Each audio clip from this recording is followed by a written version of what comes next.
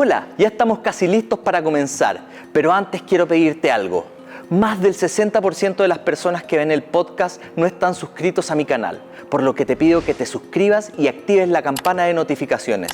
Es algo muy sencillo que te tomará 10 segundos, pero que tendrá un tremendo impacto para nosotros, ya que nos permitirá seguir creando contenido de calidad sobre arquitectura, ciudad y además conversar con tremendos invitados como el que verás y escucharás a continuación.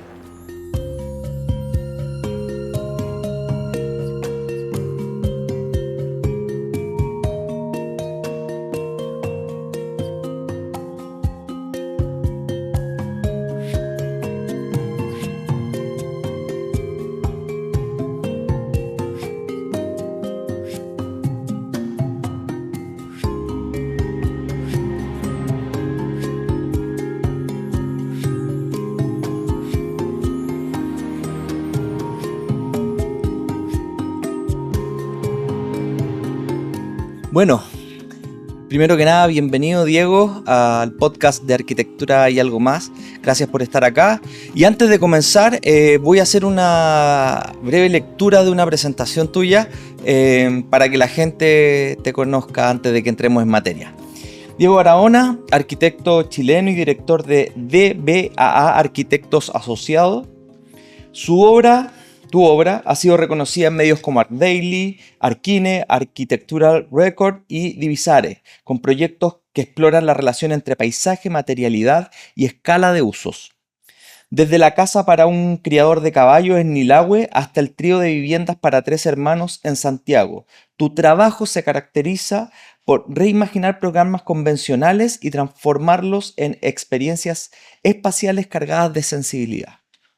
Más allá de tu obra construida, nos invitas a reflexionar sobre cómo habitamos, cómo proyectamos y hacia dónde va la arquitectura en Chile y en el mundo.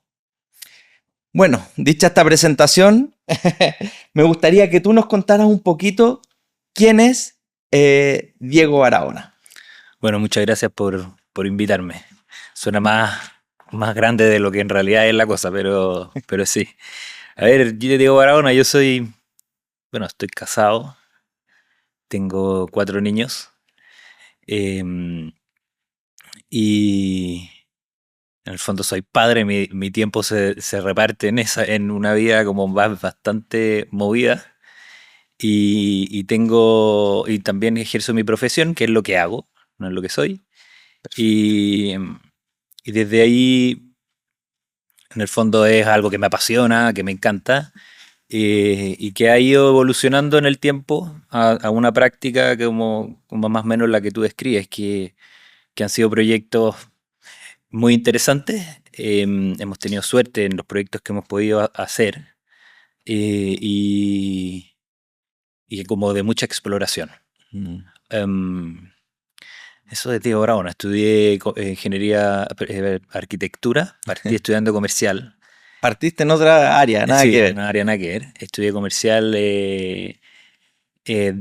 casi 2 años y después me cambié a arquitectura.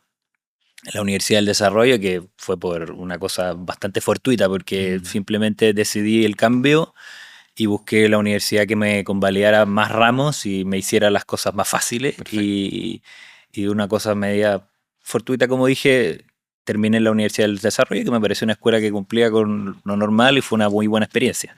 Perfecto. Y en el... ¿Cómo se llama? Y eso en general. Estudié la carrera.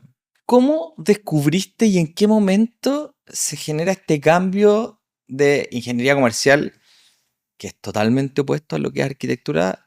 En el fondo, estando en esa carrera, dices, ok, arquitectura es lo que quiero seguir. Tampoco fue tan claro. Tan claro. Ya, ok. No, también fue como de esta situación como más como media ingenua. En el fondo, comercial no me gustó. Ya. Y entré a comercial porque un poco era lo que conocía. Yo no tengo ningún familiar cercano arquitecto. Okay. Entonces era como algo más mío, ¿me entendí? Sí. Entonces no fue como que tuviera un modelo o algo que me diera a entender esta disciplina. Entonces finalmente pasó así.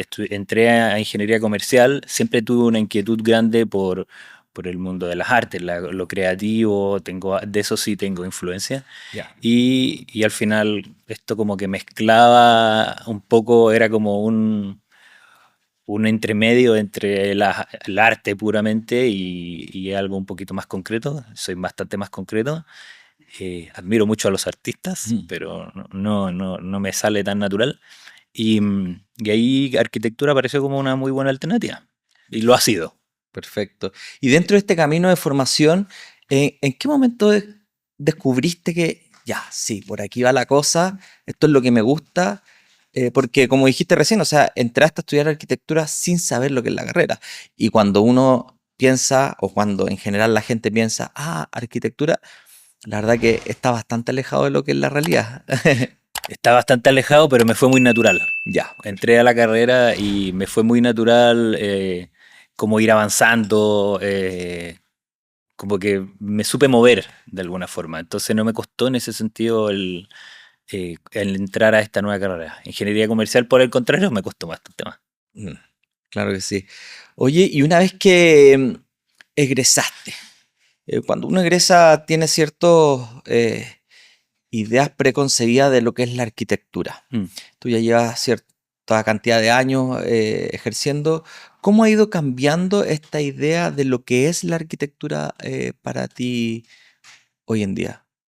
Primero, te partiría preguntando qué es arquitectura para ti y después cómo ha evolucionado eso en el tiempo, esa idea. O sea, la arquitectura es una disciplina, una preciosa disciplina que tiene un campo muy amplio, Mm. creo yo. Em, y nosotros, o sea, los arquitectos, tenemos la posibilidad de pensar el espacio, de armar lo que está donde vivimos, ¿no Mm. es cierto? De pensar cómo vivimos, de pensar de cómo nos vamos a mover, qué vamos a sentir ahí. Entonces eso tiene una riqueza en sí misma Mm. y trabaja con sensibilidades del ser humano que son increíbles, ¿no es cierto? Em, entonces, eso para mí es la profesión. Ahora, el campo es enorme. O Mm. sea, uno lo puede ir abarcando desde distintas aristas.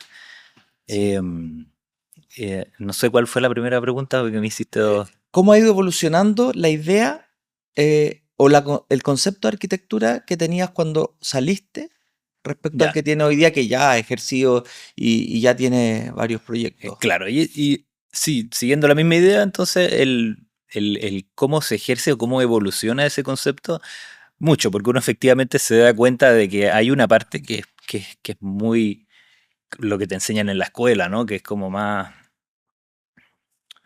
sensible Mm. y que es cierto, y que uno va y viene, pero no es tan, en Mm. el fondo es bastante tiene bastantes periodos rudos Mm. y tiene cosas que son difíciles de sortear, o sea que aquí hay que moverse, hay que ser activos, hay que trabajar con un montón de personas que son difíciles o sea, que también tienen sus propias inquietudes, sus propias sensibilidades, sus propias aprensiones y visiones. Entonces, todo eso y todas las disciplinas con las que uno se relaciona, en el fondo tenéis que lograr eh, juntar para poder guiar en el proceso, pero también ser guiado. Mm. Yo creo que mi visión de la arquitectura ha variado en el sentido en que he aprendido a escuchar más y he aprendido a que los proyectos evolucionan mucho y Mm. cambian mucho. Al principio uno piensa como que esto va a ser, y al final las cosas van mutando y van Mm. madurando. Y tiene unos tiempos muy lentos que Sí. uno no está acostumbrado.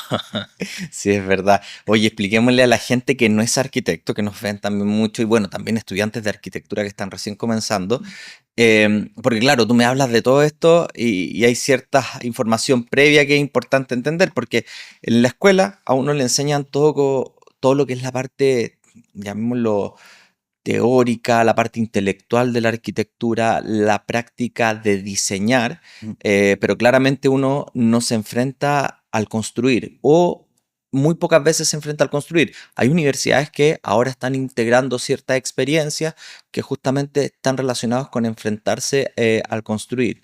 Y ahí también hay otro mundo, otra área de la arquitectura que uno empieza a descubrir recién cuando se ve enfrentado a proyectos.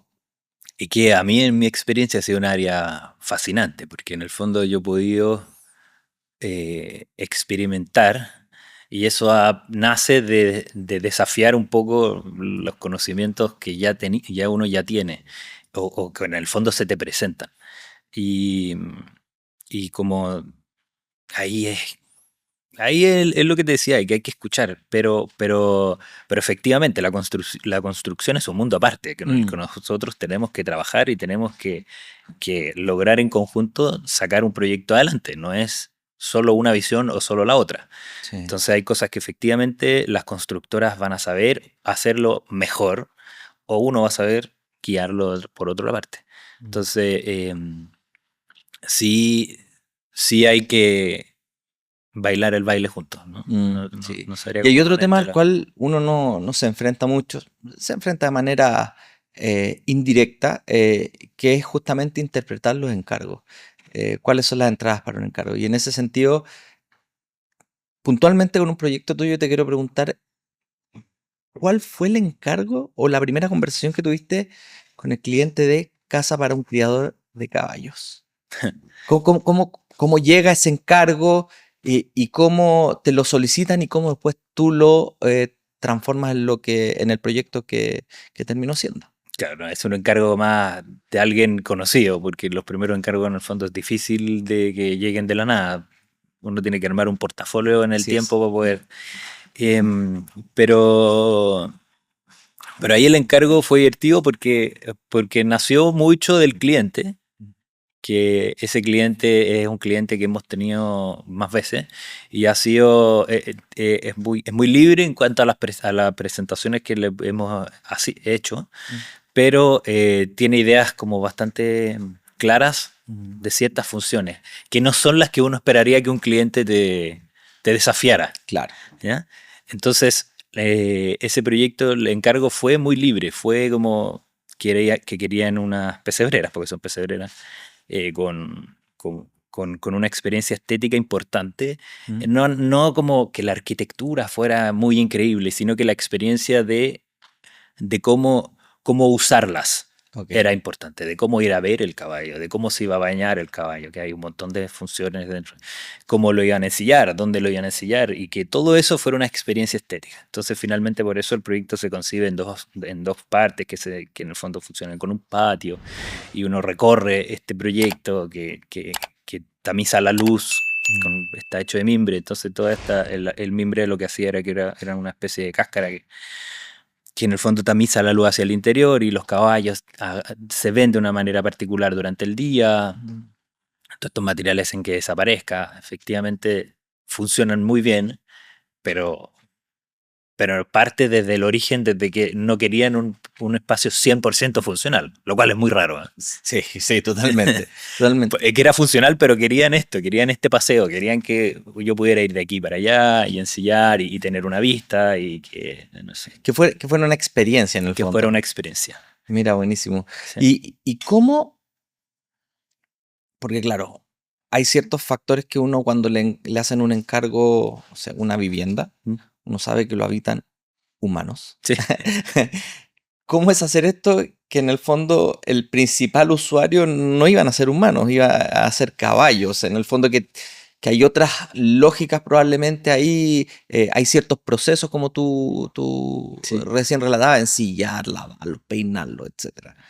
Y un cuidado que uno no tiene conciencia. Cuando la gente cría caballos, ahí uno empieza a entender que cuando hay una crianza así como muy apasionada, hay un cuidado muy importante que se les da. O sea, no es eh, uno que viene de afuera, o sea, que para quien es ajeno eso, es una cosa completamente nueva. Mm. Muy bonita de ver, por lo demás.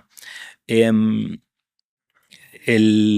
ahí hubieron, claro, tuvimos que generar mucha literatura porque no existían medidas, ¿cachai? O sea, tuvimos que ir a medir el caballo Sí, porque claro. más encima era para caballo chileno y el caballo chileno es distinto al caballo inglés, Inglés, distinto al claro. caballo de. Ergonomía del caballo, Exacto. literalmente. Tuvimos que medir al jinete arriba del caballo y medir la altura completa para decir esta es la altura que podemos tener en estas zonas, esta es la altura que podemos tener en esta otra. Fue una cosa como bien loca para poder como empezar como a rayar, porque uno rayaba, pero decía, ya, para poder definir la misma altura yo necesito medir una persona sentada arriba de esto para que pudiera funcionar caminando adentro, porque ellos querían, quiero caminar adentro del caballo, no sé. Entonces como todas esas cosas tuvimos que hacer y como para irlo conociendo, puliendo y afinando lo más posible. Y cómo se mueve el caballo también. Y cómo se mueve. Distinto, claro, porque le pega una patada a un poste, el pilar tiene que sostener la estructura bien y en el fondo le puede pegar un quiño. En el fondo hay cosas que tenéis que ¿cómo se llama? Que contemplar que uno no está acostumbrado. Pero como cualquier proyecto, no te diría que es ajeno a hacer, no sé, un centro cultural. O sea que en el fondo todo proyecto tiene desafíos diferentes que uno tiene que ir incorporando o considerando para poder proyectar. Sí. Lo que sí es que ese proyecto fue muy entretenido porque ahí uno llega como con muchas ideas y nos empezamos, bueno, ahí lo estaba yo solo en realidad, ahí me empecé a dar cuenta de muchas cosas y de que había cosas que no se podían, cosas que sí se podían, cosas que no alcanzaban, pero lo que sí pasa ahí es que empezó a abrir por los materiales que empecé a utilizar, empiezo como que a entender el mundo de los oficios, que han significado mucho en los proyectos que hemos ido desarrollando de ahí en adelante. El mundo de los oficios, los artesanos y artesanas, nosotros ya tenemos artesanos que llevamos muchos años trabajando con ellos, y con ellos he aprendido a poder desafiar muchos materiales, y gracias desde ahí fue como un puntapié inicial, ¿no? A propósito de eso que mencionas, hay una búsqueda en tus proyectos con justamente el uso de estos materiales, mimbre, tela, red, etcétera, que son materiales, se podría decir, no convencionales para una construcción. ¿Cómo entraste a esa exploración más allá en el fondo de la cercanía con los artesanos? ¿Qué inquietud había ahí por empezar a explorar en este tipo de materiales? Vi en tu sitio web una oficina que es una tela en el fondo, la que empieza a generar ciertas divisiones, empieza a ordenar el programa arquitectónico. ¿De dónde nace esa idea de exploración? La idea de exploración, bueno, no, yo creo que eso es de siempre, no sabría decirte en qué minuto se genera la inquietud, pero sí como la ruta se me marca, yo te diría, con ese primer proyecto, que fue lo que te dije, que en el fondo empecé a tener que, para poder ocupar el mimbre, entender cómo se cosía, cómo se tejía, si es que se lo íbamos a tejer o no, cómo funcionaba la altura, la varilla. Entonces ahí empecé a contactar artesanos, que eran los que sabían utilizar el mimbre. Y ahí lo mismo después empecé a funcionar con telares, o sea, hay telares en ese mismo proyecto que tú mencionáis. Todos los telares los desarrollamos con unas tejenderas de una cierta zona en particular, y ellas me explicaban y nos explicaban en la oficina, oye, este punto funciona así, entonces tuvimos que diseñar una estructura, porque el telar de por sí no era manipulable, claro. Pero para otro proyecto sí diseñamos un punto que fuera manipulable, y todo eso mezclado en el fondo con el conocimiento del material, que tiene cierta carga sensorial que es importante, que nosotros la ocupamos mucho en los proyectos que diseñamos. O sea, la atmósfera que uno busca generar, el espacio que uno busca crear, la experiencia que finalmente se vive, viene mucho del material. Y por eso esa exploración constante. O sea, que en el fondo no es solamente por un capricho de hoy exploremos, inventemos algo, ¿no? Sino que tiene que ver con lo contrario. O sea, el espacio que pensamos, la experiencia que buscamos, es de donde nosotros empezamos a desprender una paleta material que hay muchas veces que no tenemos más que ir a juntarnos y empezar a entender y a tirar un hilito. Sí, claro. O sea, nos ha tocado trabajar con talabarteros del cuero para tejer hilos. Después los telares, hemos trabajado con carpinteros con los que llevamos mucho tiempo. Y con ellos muchas veces hemos tenido que ir incorporando tecnologías que ellos mismos no tenían consideradas, y nosotros se las vamos presentando, y de ahí ellos mismos las van incorporando en proyectos futuros. Se ha transformado como en una cosa muy nutritiva por ambas partes. Antes de seguir con el podcast, si hablamos de espacios únicos, tengo que contarte de un lugar increíble, Cumbres de Zapallar, donde convergen la naturaleza y exclusividad. Imagina despertar cada día rodeado de bosque nativo, con esa paz que solo te da el entorno natural. Sin duda, este loteo está pensado para quienes entienden que la arquitectura no es solo construir, es crear conexión con lo que nos rodea. A tan solo 2 horas de Santiago y a 10 minutos de Curicó, Cumbres de Zapallar es el lugar perfecto para desconectarte, tener una segunda vivienda o una inversión inteligente. Descúbrelos en cumbresdezapallar.cl. No es solo un terreno, es una oportunidad. Hay algo que está presente en todo esto que me mencionas y que lo conversamos fuera de cámara. De hecho, esta idea de la intelectualidad que tiene un proyecto de arquitectura. A veces se piensa de que un arquitecto se enfrenta a una hoja vacía, espera la inspiración y saca un proyecto debajo de la manga y lo dibuja. Sin embargo, hay todo un proceso investigativo, hay toda una búsqueda, hay un proceso intelectual detrás que está súper presente en tu desarrollo profesional. Insisto, si uno revisa tus proyectos, te lo decía antes, uno revisa tu sitio web y tú declaras ese proceso intelectual de manera gráfica también. ¿Qué importancia le das justamente a la intelectualidad de la arquitectura? A ese proceso previo a siquiera tirar una línea. Claro, es que es una constante. O sea, te diría que no es una cosa como que viene por el encargo, entonces empiezo. Efectivamente, como tú decías, es una constante de todos los días. O sea, uno no es como, yo veo difícil, o por lo menos en mi caso, yo no se me ocurren las cosas de la nada.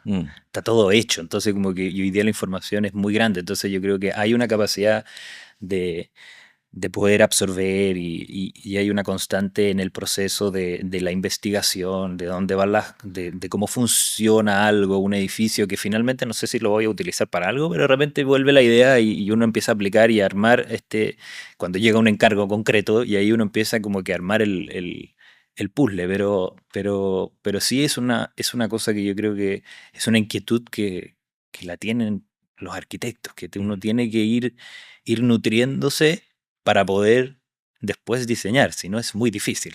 Sí, claro. Quiero ahondar en este punto porque a mí me ha tocado en la oficina tener alumnos en práctica que de repente tienen una súper buena capacidad de diseño, compositiva, diseñan muy bien, pero cuando uno llega a preguntarles, bueno, ¿y esto de dónde viene? ¿De dónde nace?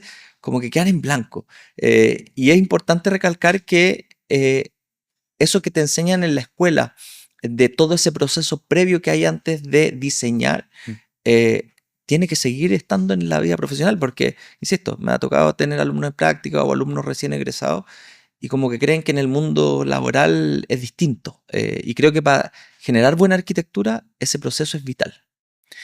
Es vital. Yo creo que distinto a Sí. lo que es la escuela. O sea, en la escuela a uno le enseñan como, o mi caso fue que había una metodología, ¿no es cierto? Como un concepto, un fundamento, y luego llegaba un proyecto, ¿no? Después como bastante más intuitivo. Lo que sí es que efectivamente hay una constante investigativa, la cual uno después deriva a un proyecto. Pero sí es fundamental, o sea, es muy necesario lograr para que el proyecto cuaje bien, requiere de un sustento, porque sin ese sustento las cosas se empiezan a desprender solas, no funciona Sí, simplemente. sí, claro que sí. Voy a tratar de hacer la siguiente pregunta de la manera más simple posible para que todos nos entiendan. La arquitectura tiene un componente cultural importante respecto a lo que representa. Ujú. Y ahí obviamente los materiales tienen mucho que decir.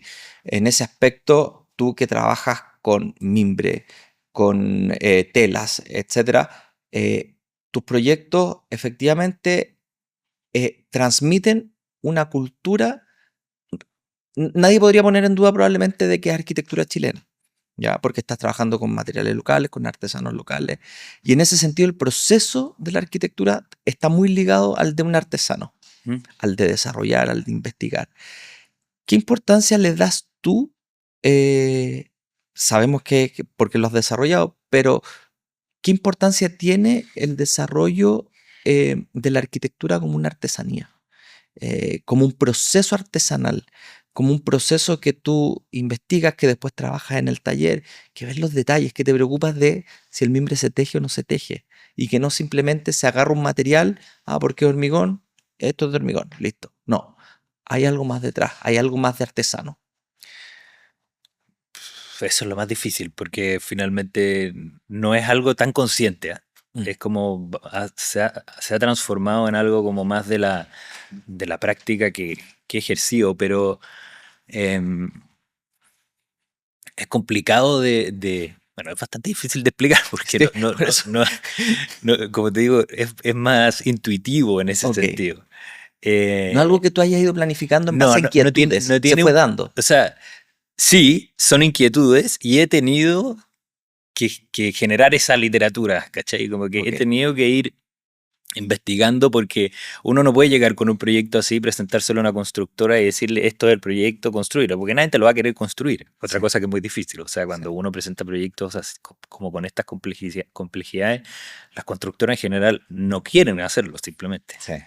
Entonces, para que quieran hacerlos, uno tiene que ir explicando y mostrándoles cómo ir haciendo ciertas cosas. El proceso. Porque, y en esas conversaciones, en general, o siempre, me ha pasado que las constructoras aportan y la cosa se simplifica bastante más. Nosotros tenemos una gran capacidad, los arquitectos, de complejizar cosas que de repente no son necesarias. O sea, Sí.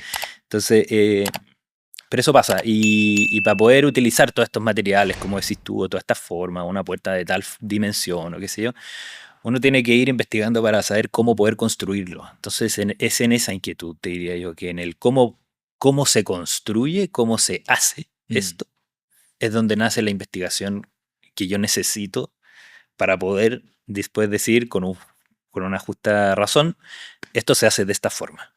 Sí, Y claro. si no, no se puede hacer. No. Sí, y ahí está la similitud con el trabajo de un artesano. Exacto.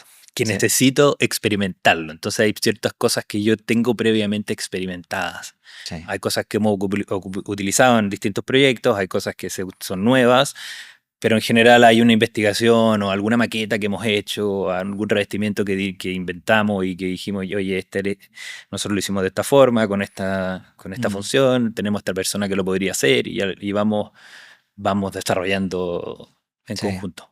Sí. Me gusta mucho hacer estas preguntas porque en la escuela vemos mucho chicos mirando lo que se está haciendo en Europa, proyectos de Vic, proyectos de la Zaha Hadid, que están relacionados con otra cultura, con otra realidad, con otro contexto. Y en Chile tenemos un contexto que no está explotado aún, que tiene mucho campo y que está relacionado justamente con este tipo de arquitectura muy arraigada al lugar, muy arraigada a las costumbres de los lugares y que ha sido premiada en todo el mundo finalmente. Es distinto estar en la oficina en Parral, un arquitecto haciendo un proyecto, al que está en Londres con Foster en una oficina con 200 arquitectos más generando un proyecto. Y ahí ese paralelo con el artesano, en el fondo. La arquitectura que hacemos acá en Chile probablemente es más artesanal en ese sentido. En ese sentido, sí, yo creo que es bastante, no sé, no te diría que solo se remite a Chile, o sea, yo creo que podrías extrapolarlo como a Latinoamérica, ¿no? O sea, México tiene mucho de eso, Perú y así varios, en el fondo que hay como cierta capacidad o cierta, no sé si es capacidad, es como cierta condición que hace que en América Latina todavía podamos tener ese tipo de libertades, que en países que ya están, como decís tú, el Reino Unido o Europa en general, que ya está muy establecido todo, que desarrollar un proyecto requiere de cientos de especialistas y de cientos de personas, el arquitecto pierde capacidad de toma de decisiones. Entonces se empieza a transformar en una especialidad un poquito más especializada. Sí, claro. ¿Ya? Aquí, en el fondo, el arquitecto todavía tiene un campo un poquito más grande en esa toma de decisiones y eso se da por eso. O sea, en el fondo, gracias a eso uno puede tomarse este tipo de libertades, si no sería imposible. Sí, claro. Y yo creo que también la arquitectura chilena se destaca porque efectivamente lo que dices tú, a nivel latinoamericano, se da eso, pero la arquitectura chilena se destaca sobre el resto probablemente por el nivel de soluciones, por el nivel de raciocinio, por el nivel de pensamiento que se da detrás de eso. ¿Por qué? No se trata de que tengo que hacer algo en Pomaire, voy a hacer algo de Greda. No es la traducción inmediata. En el fondo, ¿cómo se procesa esa información para que llegue a buen puerto de proyecto finalmente? Sí, yo creo que la arquitectura en Chile tiene un nivel internacional enorme, importantísimo. Ahora, así como comparándola con el resto de Latinoamérica, creo que también hay grandísima Sí. arquitectura. O sea, como que no podría decir que se destaca en esto más que el otro, pero sí se destaca en eso. Mm, sí. Sí se destaca en eso. ¿Cómo crees tú, o cuál es tu visión respecto, ya que estamos hablando de la arquitectura en Chile, cuál es tu visión respecto a la arquitectura en Chile, al desarrollo de los últimos años de arquitectura en nuestro país? ¿Cuál es tu opinión al respecto? Sabemos que es destacada, pero en el fondo, ¿con qué ojos lo miras? ¿Cómo se va a desarrollar, dices tú? Sí, ¿O ¿y cómo cómo? se ha venido desarrollando? Depende del campo. Yo creo que la arquitectura en Chile es, como te dije, de un excelentísimo nivel, que aparecen y aparecen excelentes Mm, arquitectos y arquitectas. O sea, hay un gran nivel de diseño, de pensamiento de académicos. mm, Hay una cantidad de excelentes académicos acá, súper preparados. O sea que eh, gente muy buena. Entonces, el problema es el campo, que es difícil. mm. Es difícil encontrar pega. O sea, esa Somos parte, muchos. somos muchos. Pero así como efectivamente esa parte es difícil, la disciplina tiene una capacidad de adaptarse a muchas funciones. O sea que en el fondo uno puede abarcar como arquitecto muchos otros campos dentro de la arquitectura. Mm, Creo que Pablo Alarte te lo sí. mencionó en un podcast. Entonces, sí, yo veo que en el fondo en esa parte es como compleja de vislumbrar cuál es el horizonte, hacia dónde va la Mm, profesión, por decirlo así de alguna forma, pero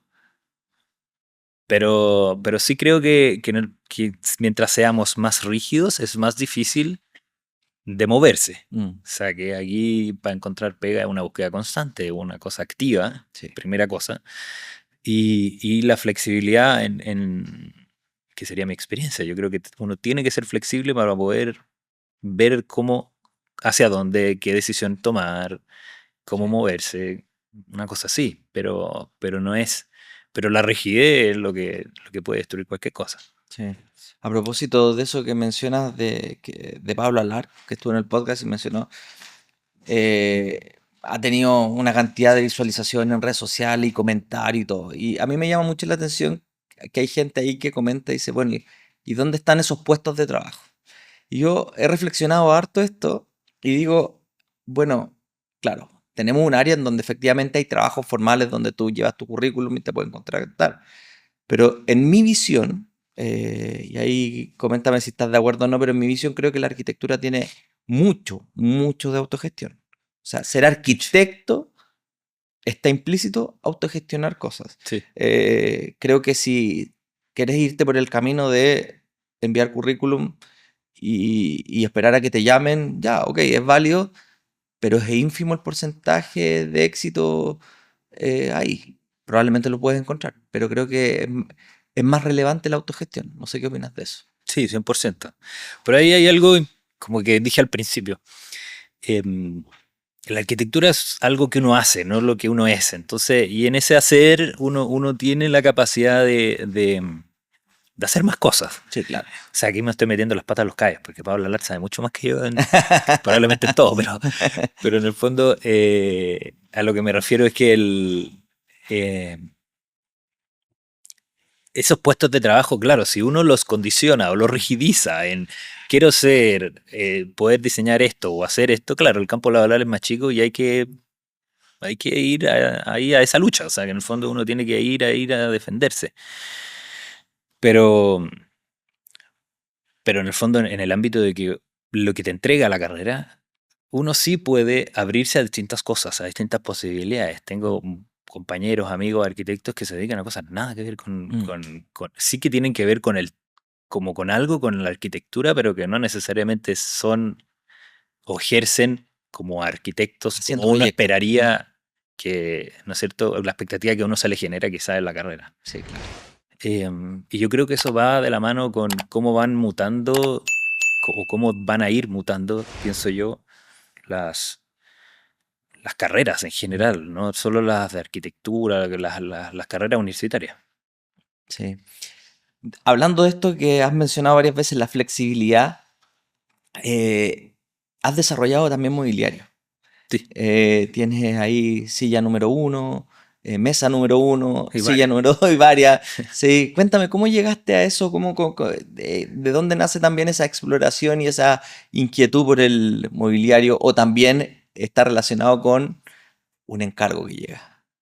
No, no tiene que ver con un encargo, Ya, tiene que ver con otra cosa, bueno, más de una cosa. Uno, falta pega, probablemente, perfecto, o sea, tiempo, perfecto. y con el tiempo hay que hacer algo. Obvio. Entonces, finalmente fue eso, y proyectos en los cuales estábamos necesitando resolver de alguna forma mm, un mobiliario que no podía ser closet, que no podía ser cualquier, no me acuerdo en ese minuto, pero si no mal no recuerdo, era algún mueble puede haber partido con un mueble de baño que no funcionaba como algo muy Ok, convencional y finalmente dije, ya, vamos a hacer un mueble, así como... ok. Y ahí empecé con los muebles y empezamos a desarrollar planos para muebles, que era como otro mundo, que no Claro. tenía que ver como con un closet, sino que era un mueble como Un producto, una silla, ok, muebles que tienen su propia estructura, que tienen que ver con, los otros también, pero en el fondo que tienen que ver con un objeto, ok. Eso, no que finalmente se incorporan como al... exacto. ¿Ah? Entonces, y de ahí fue una línea, ha sido una cosa súper entretenida, súper interesante por lo demás, porque hemos tenido que desarrollar, como te decía, por ejemplo, una sillas que las desarrollábamos y se nos caían para los lados, porque en el fondo no entendíamos bien cómo se posaban, ¿cachai? Entonces, en la maqueta después teníamos que transformarla, ponerle más patas, ponerle más peso, y así íbamos ordenándola, o más estructuras, y esas mismas estructuras después han desarrollado mesas, otras cosas, y hoy día hemos podido incorporar, no sé, estructuras de una casa, o sea, Mm, cosas que hemos aprendido en alguna casa, las hemos incorporado a muebles mueble. y viceversa. O sea, hoy día estamos en un proyecto que se está empezando a construir, que la estructura nace 100% de una de las sillas que nosotros hicimos. Perfecto, perfecto. O sea, lo que hablábamos delante, una base teórica, exploratoria, que la llevaste a otra escala, Sí, porque finalmente eso es en el fondo. El exactamente. mueble a una escala más O sea, fue una pequeña. solución ahí de un mueble que necesitábamos una unión para una pata. Y de ahí esa misma unión, finalmente nosotros pudimos desarrollar la estructura de este otro proyecto. Mm. De hecho, partiste respondiéndome que en el fondo era la necesidad de trabajo. O sea, se juntan. Se junta, claro. Y la gente cree, o los chicos que están recién partiendo, que arquitectos, no sé, por renombrados, estuvo acá también Juan Sabaj. Y Juan nos contaba que él estuvo 10 años sin trabajo. Así, o sea, ahora entre los años, no sé, que salió 70, 85 por ahí, em, estuvo sin hacer nada. O sea, él dice, ahí me dediqué a estudiar mucho, a aprender, dibujaba, hacía cosas menores, pero 10 años. Y ahí el arquitecto justamente, y trato de tomar todo lo que hemos hablado, tiene que ser flexible, tiene que aprender a cómo se genera encargos, Mm. a explorar probablemente sus inquietudes personales, etcétera. Tiene que abrirse camino de alguna manera. Tiene que ser inquieto. Sí. Si no es muy difícil, o sea, pero yo creo que en cualquier profesión Mm. la inquietud es fundamental. Hay que hacer cosas y ahora, para efectos del diseño podría, como que yo he tenido suerte, o sea, no te podría desconocer eso, ¿no? No sería mentir. Mm. Pero sí he sido inquieto y yo creo que hay que ser inquieto. No sabría qué más decirles, porque la verdad es que eso pasa. Mm. Uno tiene periodos sin mucha pega. Mm. y tiene que achicar una oficina y tiene que moverse y de repente estar solo. Y eso son cosas que pasan Sí, claro. y que van a pasar. O sea, en el fondo nadie está absuelto de eso. Entonces uno tiene que lograr moverse. Si finalmente estamos fritos. Así funciona, Así funciona. tal cual. Cuéntanos un poquito, ya que estamos hablando de distintas escalas, estamos hablando de distintos proyectos. Tiene un proyecto que es muy bonito por lo demás, Pajarera. Ah, Cuéntanos un poquito la historia de ese proyecto y cómo llega y cómo lo resuelves también.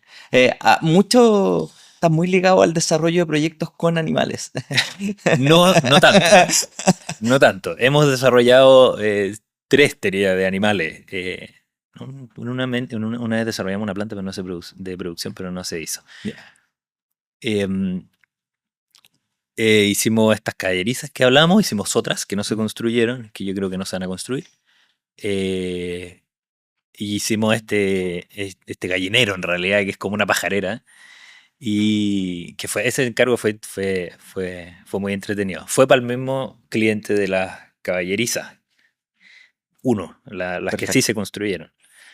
Y ahí nos pidieron como una cosa, como un juego, como una cosa más lúdica. No querían un gallinero per se. Y yo en un viaje que fui a ver unos amigos que vivían en Puerto Vara, había una casa como con un gallinero, una casa sencilla, muy cerca de donde ellos vivían, y que estaba como, salimos a caminar, y ellos tenían un gallinero y típicas soluciones que me parecieron espectaculares, que tenían una puerta muy pesada porque los nidos de la gallina salían como que se asomaban afuera del galpón, digámoslo así. ¿Cachai? Ok. Entonces ellos hicieron una puerta, una tapa, Ok. que como era pesada le hicieron unos contrapesos. Y simplemente yo la levantaba y así. Entonces como que un niño podía levantarla y sacar los huevos de afuera. Ok. Entonces esa parte me pareció fascinante, esta como puerta que como Sí, obvio. se levantaba. Y me quedé con esa idea hasta que apareció este encargo. Eso sí que fue fortuito. Y me vino a la idea a la cabeza, me recordé de esa experiencia. Y hicimos esta construcción que acabamos de fotografiarla, porque tenemos unas fotos muy malas que las saqué yo, creo. Y le hicimos como un juego para que los niños subieran, que son donde se apoyan las gallinas, y todos los niños uno los puede mover con este juego contrapeso, y faltan unas escaleras, pero ha funcionado súper bien. O sea, como la parte lúdica. Sí. Igual ahí tiene sus desafíos. Se metieron unos peucos, se comieron toda la gallina la primera vez, pero después le pusimos unas mallas de nuevo y como que ya ajustamos. Ya, Pero qué entretenido, qué entretenido. pero sí. Hay cosas como imprevistas, como cosas que uno nunca se Claro. cuestionaría, que iba a llegar un peo que se iba a meter por aquí. Como que bueno. Antes de seguir con el podcast, te cuento un dato arquitectónico más que interesante. Me encuentro donde alguna vez funcionó la histórica Sombrería Girardi. Aquí hoy late un nuevo corazón creativo, IF Chile, el mejor y más grande cowork de Chile. Ubicado en Avenida Italia 850, IF Sede Italia es un espacio que cuenta con oficinas privadas, sala de reunión, cowork flexible y equipamiento de primer nivel. IF Italia, una historia, diseño e innovación. Si quieres más información, ingresa a ifchile.com, busca la sede Italia y sé parte del lugar donde grabamos nuestro podcast de arquitectura y algo más. Un espacio con carácter, alma e historia. Ahora sí, continuemos con el podcast. Mira, dentro de ese ámbito, digamos, de anécdota, nosotros en mi oficina desarrollamos arquitectura industrial, comercial y corporativa. Hemos hecho plantas industriales, tiendas de retail, todo. Y hace poco, hace un par de semanas, me pidieron diseñar un juego en un área de 50 metros cuadrados. Te juro que lo encontré tan entretenido. Sí, pues, bueno, Obviamente que lo tomé, el encargo, obvio, obvio. vamos, da lo mismo. Pero ese tipo de encargos que al final tienen mucha libertad de diseño y de pensamiento y de poder plantear cosas que son interesantes versus el otro, por ejemplo, una planta industrial que tienen otras lógicas totalmente distintas, bastante más rígidas Sí. que un juego, pero súper interesante. Creo que dentro de ese ámbito se enmarca esta pajarera. Así fue, pues, o sea, en el fondo querían algo lúdico, querían algo que unos niños pudieran ir a sacar huevos y que tuvieran como una experiencia específica en en el elemento, ¿cachai? En el gallinero, finalmente. Y por eso hicimos esta cosa que uno podía escalar y podía meterse a las gallinas y que estas cajitas estuvieran como subiendo. Y, y no como algo tan convencional. Sí. Oye, dentro de tus proyectos, ¿qué importancia le das a la sostenibilidad? Hay algo que está implícito, si ocupas mimbre, si ocupas... Hay ahí una preocupación, pero ¿es consciente esa preocupación? ¿Hay valga la redundancia, una preocupación de tu parte por eso, por esos temas? Sí hay. O sea, siempre hay. Creo que hoy día es como que nadie puede estar hacer oídos sordos a lo que está pasando, ¿no? Mm, O sea que en el fondo es una realidad que hay que pensar de manera más sostenible. Ahora, no soy la persona que te va a poner, o sea que no porque me oponga, pero los proyectos pueden ser sostenibles de muchas maneras. ¿No? O sea, no necesariamente tener una planta solar con, ¿no es cierto?, con compost para que funcione, ¿no? ¿Me entendí? hay maneras Eh, pasivas. claro. Y creo que lo que sí nos hemos, como que la manera más sostenible, claro, sería como la utilización de materiales locales, que no me opongo a utilizar materiales de afuera, Mm, simplemente es como que lo que ha ido pasando y cosas de sentido común, como poder ventilar bien una casa, que se generen corrientes de aire, para cambiar mm. las temperaturas, una buena aislación, o sea, como que uno va variando, de la utilización de las plantas. Hay cosas que sí incorporamos y que pensamos para que el espacio sea confortable. Mm, Y eso en general va de la mano con soluciones más sencillas que sí son sostenibles. sí, claro. Y también hay una cosa social, que al nosotros trabajar con artesanos y que en el fondo vamos de la mano con ellos muchas veces, no siempre, pero varias veces, nosotros buscamos ahí generar una relación donde ellos también crezcan junto con nosotros, no sea una cosa como que tan egoísta en el fondo. Mm, ¿Cachai? O sea, y ahí nosotros tratamos de enseñarles estos programas, de que de ciertas maneras, un pago justo, y hay miles de cosas que vamos hilando claro. en el camino. Buenísimo. ¿Cómo ves la formación actual de los arquitectos acá en Chile? No sé si te toca relacionarte de alguna manera con practicantes o con arquitectos más jóvenes. ¿Cómo ves que se están formando? O respecto a tu propia formación, ¿cómo viste tu formación? ¿Ves alguna falencia? ¿Algo que ya con la experiencia que tienes incorporarías? Yo creo que es difícil de incorporar, pero el balde de agua que te llega cuando te enfrentas al mundo profesional después de una escuela es más o menos duro. Eso como que no sabría, aunque se podrían hacer carreras más prácticas, pero no me atrevo a responderte así como qué es lo que se debe hacer, porque no estoy metido en eso. Entonces, Mm, y creo que, como te dije al principio, creo que tenemos excelentes académicos que piensan muy bien, entonces es más su campo que el mío. sí, sí, claro. Oye, respecto a tus referentes, hemos hablado en otras ocasiones de los referentes que tomamos los arquitectos. Eh, ¿Tienes referentes no arquitectónicos que a veces son mucho más importantes que los referentes arquitectónicos o los originales como mencionó un invitado acá, de tomar un proyecto y trabajar en base a ese proyecto? ¿Tienes referentes fuera de la arquitectura, filosofía, música? Bueno, la artesanía, ya sabemos. La artesanía sin duda alguna es un referente para ti. Claro, cualquier oficio en general, pero no muy consciente, no de manera consciente. No es que compre libros de artesanía, ¿cachai? Eso no. En el fondo eso es como más por necesidad de cómo ir funcionando, ¿no? Mm, Como te decía, en los oficios hay mucho conocimiento y ese conocimiento es lo que he ido buscando para poder desarrollar lo otro. Pero uno aprende de arquitectura mirando arquitectura. Eso es como un básico, ¿no? Em, pero sí, te diría que yo creo que la belleza es un trascendental del ser humano. mm, Nosotros no sé si lo necesitamos, es una necesidad.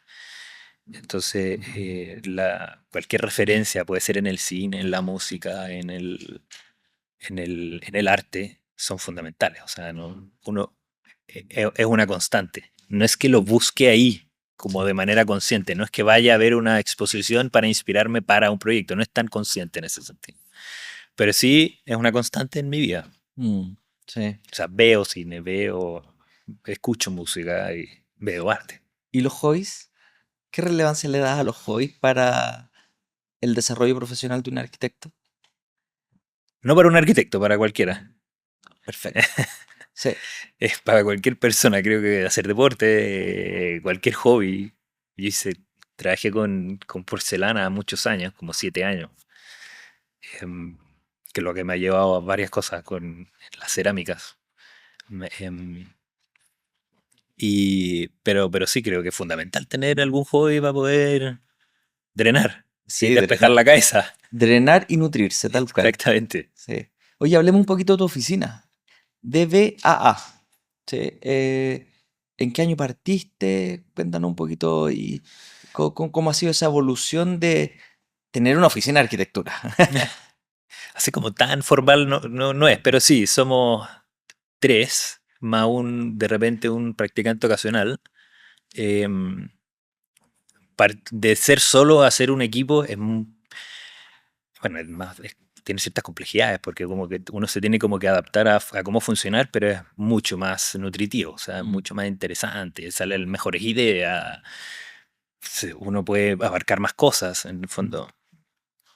Y, y eso, en el fondo hoy día somos 2 arquitectos, una arquitecta. Ellos son de excelentes capacidades y todos aportamos en cada uno de los proyectos, nos vamos rotando las distintas áreas. Hay fuertes que son muy fomes, como de repente hacer un permiso, pero finalmente lo tenemos que hacer. Entonces todo eso uno va como que moviéndose de un lado a otro para poder ir funcionando. Sí. ¿Cómo ha sido enfrentarse a la gestión de una oficina de arquitectura? Que es algo que en ninguna escuela enseñan No, y que eso es no te lo todo un enseñan. mundo. Eso no te lo enseñan. Es complicado, pero tengo un gran mentor, que es mi padre, que me enseñó mucho de administrar y como que y he podido entender cómo funcionar, hacer un flujo de caja, entender cómo funcionan, repartir un horario, ordenarlo en el tiempo, todas esas cosas son complejas y uno tiene que ir a hacerse cargo, porque si no, no funciona la cosa. Sí, claro que sí. Bueno, te voy a poner en aprieto porque sé que estás en proceso. Igual que yo, en el fondo estamos buscando todavía eh, muchas respuestas respecto al desarrollo de nuestra profesión, pero me gustaría saber cuál es tu visión respecto a cómo eh, deben enfrentar el mercado las oficinas emergentes. ¿Cómo crees tú que debemos enfrentar el mercado? Yo creo que no podemos ser específicos, o sea, hoy día así como algo muy concreto y bien abierto son los concursos de arquitectura que es un campo, ¿no? Pero lo importante es poder eh, no sé, ver cosas más allá, Mm, como tratar de ampliar el abanico. Es difícil, mm. así como ponerlo como en un campo específico. Por eso yo trato como de no pensar de manera tan rígida, porque si no estamos tostados. Ahí efectivamente estamos metidos en un zapato chino. Sí. Hay visiones, Pensándolo así, solamente como que los arquitectos hacen esto. sí, claro. ¿Sí? Hay visiones que dicen justamente lo contrario y hemos tenido invitados que hablan de las dos visiones, que a lo mejor la especialidad para entrar al mercado sirve. O sea, si eres experto en algo específico, a lo mejor eh, Eh, te abre puertas para empezar. no lo creo excluyente de lo que acabo de decir. O sea Ok, que creo que ser específico también es una manera de abordar la complejidad de cómo encontrar trabajo, sí, básicamente. claro. ¿Cachai? O sea, como que puedes decir, ya, yo puedo ser experto en esto. Mm. Y que finalmente los países que se han ido desarrollando más, como toda Europa, son bastante específicos. Mm, O sea, hay arquitectos que son exclusivamente interioristas, hay otros que son exclusivamente, no sé, de estructuras y así van mutando. O sea, que un proyecto puede tener, como te digo, un montón de especialidades. sí, es verdad. Entonces no lo creo excluyente, creo que es parte de esta forma de tratar de moverse. No Sí. me parece. Acá Creo que la rigidez es la trampa. Ahí está. Sí, ¿cachai? sí, Entonces no... sí, hay que ser flexible y hay que ir... Y eso para adelante, ¿eh? O sea, para lo que se vienen, todos los cambios que es como que de repente puedan venir. Sí. ¿Qué opinas de la digitalización que está teniendo la arquitectura, la irrupción de las tecnologías en la arquitectura, la misma inteligencia artificial? ¿Cómo crees que va a afectar el desarrollo de nuestra profesión? Em, no le tengo miedo. No por nada personal, sino que Sí. porque en el fondo creo que es parte de la realidad. Estamos, de que van a cambiar, de que las cosas se están cambiando, están cambiando. Mm. Yo soy, de partida, yo soy mucho más manual. O sea, que para mí lo tecnológico no se me da natural en absoluto. A mí yo era el que se que le quemaba el computador y como que ya. No, para mí no funciona la cosa. Yo tengo que, porque me es un esfuerzo el lograr la parte tecnológica, pero lo absorbo de la gente que está en la oficina, em, que sí están más al día que yo y que lo veo como algo fundamental. ¿Cachai? Hoy día nosotros todo se modela, de repente tenemos que imprimir. La misma carpintería nosotros la utilizamos con impresoras láser, con CNC, o sea, como que todo hoy día avanza hacia lo tecnológico y yo creo que vamos a tener que, o sea, hay que tomarlo como una oportunidad y no como una, Sí, como quedarnos pegados en que se hace de una sola forma, porque ahí sí te vas a quedar obsoleto, ¿me entendés? sí, claro que O sí. sea que no podemos hacerle vista gorda. Ahora, estoy bastante expectante, no sé en qué va a derivar, no tengo la bolita de cristal. Sí. Yo creo que, y esta es una opinión bastante, que la he pensado bastante, yo creo que el que cree que la inteligencia artificial o las tecnologías son la solución, están liquidados. Yo creo que la inteligencia artificial y las tecnologías que vienen son parte del proceso. Sí, El exactamente. proyecto de arquitectura es una línea de proceso que tiene distintas partes, como la hablamos acá adelante. Hay una parte intelectual, hay una parte de investigación, etcétera. Y la inteligencia artificial y las tecnologías es una herramienta más que nos van a ayudar probablemente a optimizar procesos que hoy día nos demorábamos, no sé, 2 días, lo vamos a sacar en 1 hora. Cosas así. Que me imagino que es lo que pasó cuando pasaron del tablero al CAD. Sí, puede ser. Yo también tengo una opinión similar. Creo que, o sea, en el fondo en delante te dije que para mí la belleza, no para mí, es un trascendental del ser. El hombre tiene como cuatro trascendentales la belleza, la verdad, la justicia. Y, y si es que en el fondo el hombre siempre va a necesitar el ser humano, esta capacidad, siempre va a necesitar de lo bello, de la literatura, siempre va a necesitar de nutrirse de eso. O sea, el día que eso ya no lo necesitemos, vamos a ser una sociedad mucho más pobre. O sea, que Sí. no veo factible que deje de existir. Mm, Ahora, sí creo que van a haber cambios, como han habido muchas otras veces, sí, claro. pero lo veo difícil que eso deje de existir porque me parece que es fundamental en el ser humano. Ah, yo debo decir que a mí me preocupa sobre todo la inteligencia artificial, pero me preocupan las nuevas generaciones. Generaciones que no conocen lo análogo y que ya se ve muchas veces en las escuelas. Eh, Muchachos que agarran el software y porque el software le entrega un muro, ese es el muro para el proyecto. Veo con un poco de preocupación cómo poder transmitir justamente esa visión de los que tuvimos la oportunidad de dibujar a mano, de hacer un proyecto desde lo teórico, etcétera, para gente que no sabe cómo es ese proceso. ¿Crees que sea importante transmitir justamente, y algo la analogía con los artesanos nuevamente, transmitir esa tradición de lo más artesanal o de lo más análogo de la arquitectura? Sí, yo creo que sí. O sea, creo que una pega para los académicos que tanto he elogiado en este día, pero sí, yo creo que en el fondo se tiene que hacer, va a ser como parte tendrá que ser parte del programa, Sí. porque efectivamente es fundamental que sepan pensar. Sí, O eso. sea, si tú me estás, lo que te entiendo que tú me planteas es que qué pasa si esta tecnología se apodera como del proceso de todo.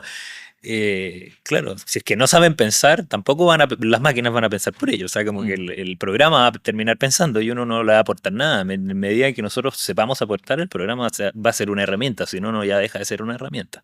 Sí. Entonces, yo creo que por ahí va. Yo creo que sí hay que saber usar las cosas. No creo que, por eso no lo veo como blanco y negro. Creo que sí es una oportunidad que hay que dosificarla si tú querís y que tenemos que aprender a usar. Sí. Y así como nosotros, los que ya están ejerciendo, tienen que aprender a usarla, los que están enseñando van a tener que aprender a enseñarla. Así es. Un poquito dentro de este mismo ámbito, ¿cómo ves tú el rol actual de los arquitectos en nuestra sociedad? ¿Crees que los arquitectos hemos sido un poquito dejados de lado respecto a consultas primordiales, por ejemplo, decisiones de la ciudad? Em, sí y no. Hay cosas que creo que la arquitectura es una tremenda herramienta para, para muchas cosas, sobre todo para pensar ciudad, para la vivienda social. O sea, como dice Alejandro Aravena, tiene una capacidad de síntesis bastante única. Pero creo que en general todos estos problemas abarcan mucho más que la arquitectura. Ya. O sea que cuando uno plantea una ciudad, tiene muchas disciplinas que la, Es tienen multidisciplinar. que la tienen que abordar. O sea, políticas públicas, economía, educación, historia, arquitectura. O sea, como que en esa riqueza que tiene una ciudad, uno requiere poder abordarla para poder ir resolviéndola, que es una constante, es algo que se mueve constantemente, o sea que tenemos que estar constantemente encima, pero requerimos de todo, o sea que no veo que sea como la responsabilidad de los arquitectos, solamente así como una Sí, cosa claro. como más particular, porque creo que es más global, sí hay responsabilidad, pero creo que necesitamos de todos para poder sacar adelante ese tipo de problemas. No lo veo como algo tan Exclusivo de exclusivo de los arquitectos. No tenemos la capacidad solos. Sí. Y es mejor que sea así, por lo demás. ¿Crees que los arquitectos deberíamos, por ejemplo, a propósito de este tema, aprender más de leyes para, por ejemplo, no dejar solo en manos de los abogados todo lo que está relacionado con normas y leyes de la ciudad? No. Creo que las ¿Ya? leyes deberían simplificarse. Ok, perfecto. Claro, los Porque, arquitectos las vamos a complejizar más aún. quizá. No, pero yo creo que debería ser algo, debería ser al revés. O sea, como que la necesidad de que los arquitectos tengamos que aprendernos, ya lo hacemos.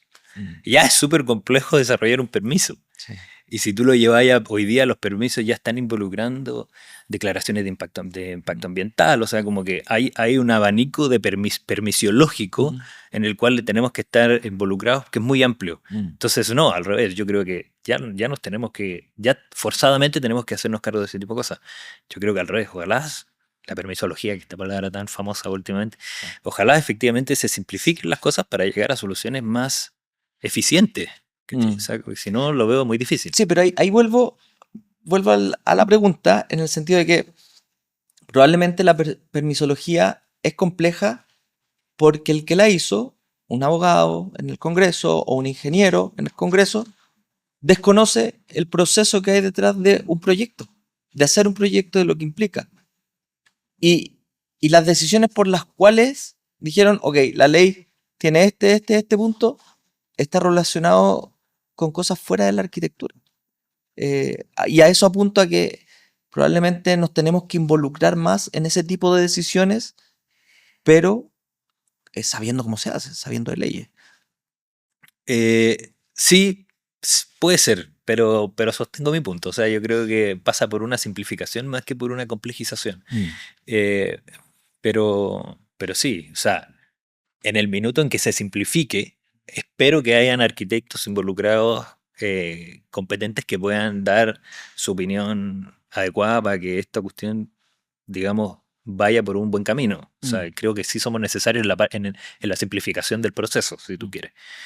Pero pero así como irnos a aprender la norma, o sea, ya la tenemos que aprender, como te digo. Che. Entonces sí, creo que es parte de... Sí. Oye, llevamos casi una hora, un poquito más conversando, se ha pasado rapidísimo el tiempo. Me gustaría pedirte algún mensaje, algún consejo o algunas palabras finales respecto a esto que hablamos de tener una oficina emergente, de hacer arquitectura cuando nos conoce nuestra familia. Eh, eh, qué palabras dirías a los que están en el mismo proceso que estamos tú, que estoy yo, tratando de desarrollar una oficina de arquitectura? Difícil tarea, porque no me siento capacitado para aconsejar tanto. Yo creo que no hay que quedarse quieto, hay que ser muy inquieto, hay que avanzar y hay que estar atentos. Bien amplio lo que te recomiendo, pero lo que trato de recomendar, pero en el fondo es lo que me ha dado resultado. No estar como rígido en una postura, porque si no, uno se atrapa. Y es poco como nutritivo, ¿cachai? O sea, y ojalá dejarse aconsejar bastante por personas, conversar, hablar, generar alguna red que te permita abrir la cabeza. Así es. Diego Barahona, muchísimas gracias por esta conversación. Muy buena, muy nutritiva. Y nada, a todos ustedes también, muchísimas gracias por ver un nuevo capítulo del podcast de Arquitectura y Algo Más. Como siempre, no se olviden suscribirse. Creo que aquí al lado está mi carita por ahí para suscribirse al canal de YouTube y también al canal de Spotify del podcast de Arquitectura y Algo Más. Muchas gracias a todos y que estén muy bien. Nos vemos la próxima semana. Chao. Muchas gracias.